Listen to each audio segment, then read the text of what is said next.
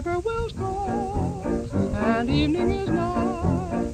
I hurry to my blue heaven. Da da da da da da da da da da. But my mother, she'd take the car and load us up, get in the morning, and away we'd go to Minneapolis. Go down there and buy school clothes and a few things that she could afford. And when we went down there, we automatically at high noon or 12:30, we went to the Nankin Cafe for chow mein, and I hated chow mein. But after I ate it a few different times, my God, I got to where I really loved chow mein.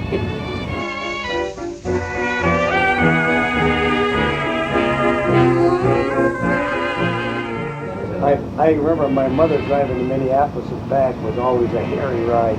Back in the days when I got my driver's license when I was 15, I put 35 cents up on the bar and filled a little document outside my name, and I got a driver's license. That's what it amounted to.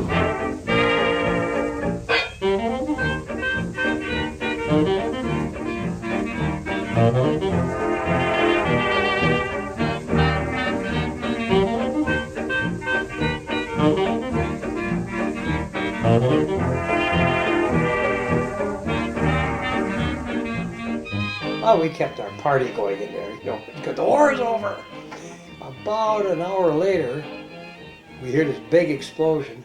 The kamikaze pilot came in, blew a ship out of the water about 1,000 feet away. Boy, everybody got so quick then, because we could have just as well been blowing up too if they, if you saw us.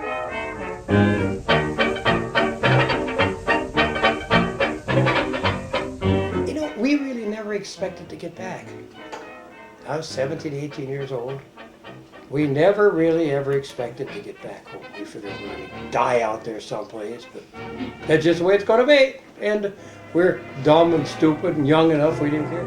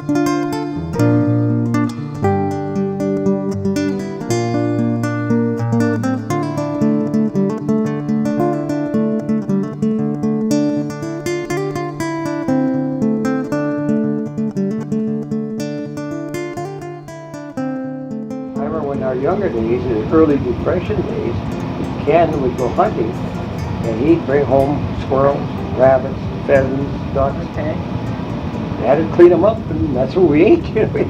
A lot of times, because they couldn't afford much anyway, so they don't throw pheasants or rabbits. They clean them up, and we'd eat them.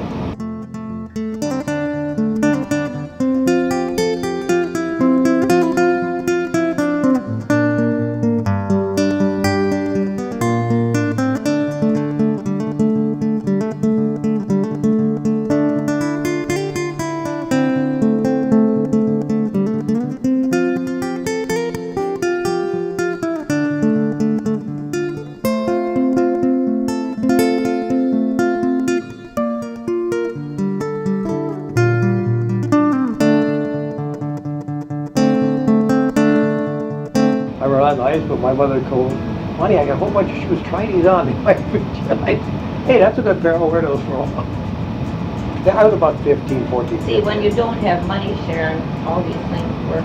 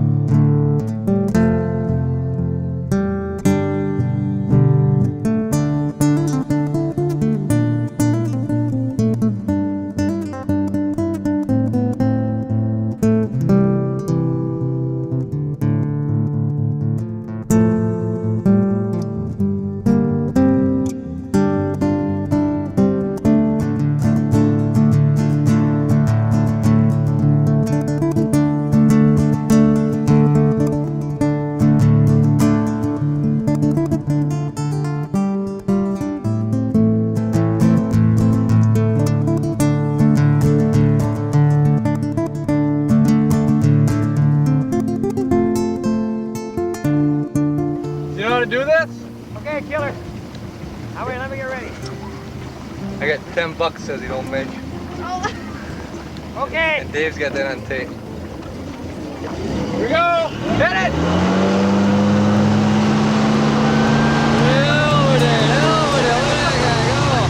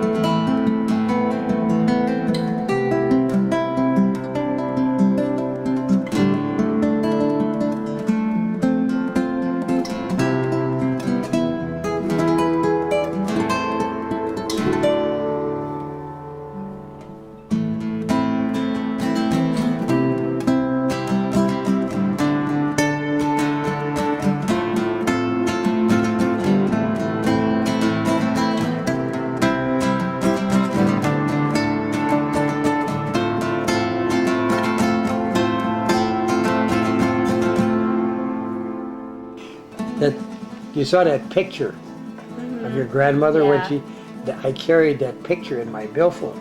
I'd look at that every once in a while, and that was when she was about 18 or 19 years old. I'd write her a letter, and of course you had nowhere to mail it. You'd write the thing up, and 30 days later you could mail it. You'd have 10 letters to mail them all at the same time.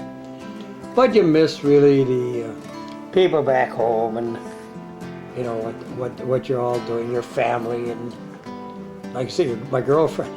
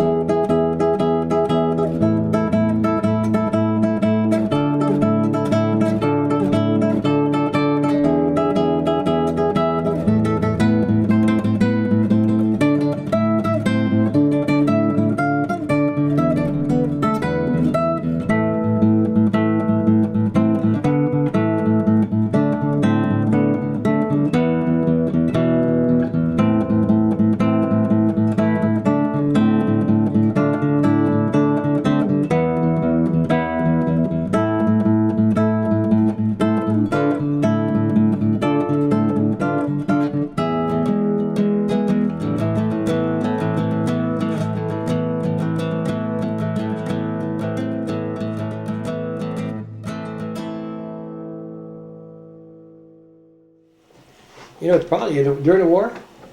I can remember the favorite thing I had is I never told my folks I was coming home. I was in the service I was gone for 20 months. And I'm coming home, and I didn't call them or do anything. And I got off the bus at Chaska, and I'm walking down the street, carrying my duffel bag on my shoulder, and I'm walking down, and my mother happened to walk out the door, and she saw me coming. And she screamed and yelled, and, it was just funny to me, that, I come out of the woodwork, you might say. She had no idea I was coming. And she runs down the street to see me, to hug me. Yeah, it's a